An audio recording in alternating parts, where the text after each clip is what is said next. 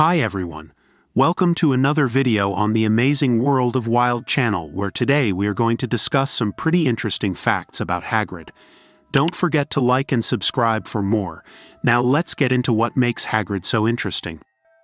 Hagrid is more complex than meets the eye, much like his coat with numerous pockets. Even though Hagrid's hut is frequently visited by Harry, Ron, and Hermione for a cup of tea in the Harry Potter books, there are still some surprising facts about the Hogwarts gamekeeper that astonish us.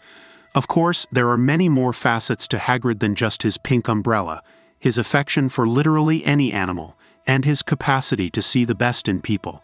Here are some interesting facts about Hagrid that you might not be aware of in order to refresh your memory on the many aspects of Hogwarts Keeper of the Keys. Hagrid has a cat allergy. It may come as a surprise to hear that Hagrid is allergic to cats, considering how much he loves all creatures. Hagrid tells Harry in Harry Potter and the Philosopher's Stone that he don't like cats because they make him sneeze, which is why he decided to give Harry Hedwig an owl as a birthday present. J.K. Rowling has also stated that because of his allergy, Hagrid will not be friends with cats or any other furry animal. J.K. Rowling drew inspiration for Hagrid from an actual motorcycle rider. Hagrid was based on a genuine biker, according to Robbie Coltrane, who played the character in the Harry Potter movies in Harry Potter. Page to Screen. The complete filmmaking journey.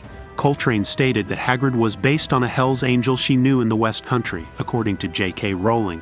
Rowling told him, "He was just huge and terrifying," Coltrane remembered. After that, he would take a seat and discuss his garden, including how awful that year's petunia crop had been. His 16-inch wand was reported as being quite flexible. Considering that Hagrid is half-giant, it makes sense that his wand would be enormous as well.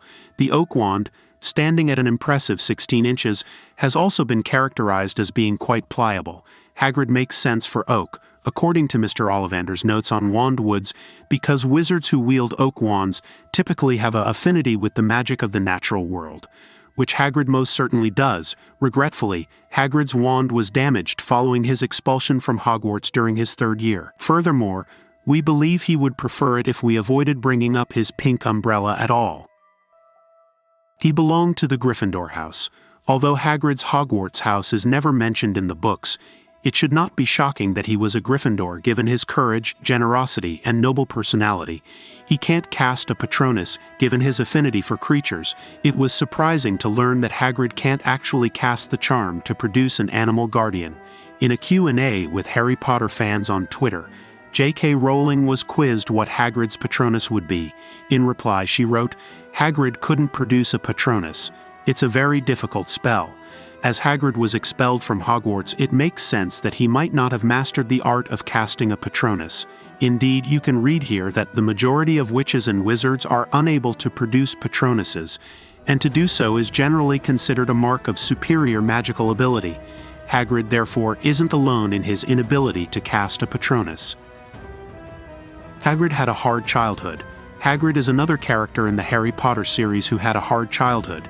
When he was 3 years old, his mother, the giantess Fridwulfa, returned to her giant colony, leaving him alone to be raised by his father. Despite their size differences, he had a strong bond with his wizard father. Hagrid even used to put his father on the top of his dresser when he was annoyed with him.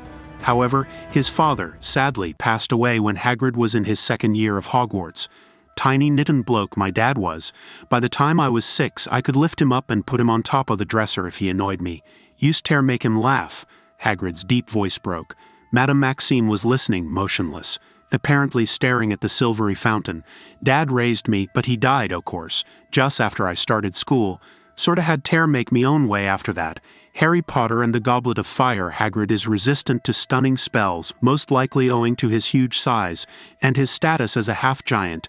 Hagrid is pretty resistant to stunning spells. As Hermione explains in Harry Potter and the Order of the Phoenix, it's very hard to stun a giant. They're like trolls, really tough.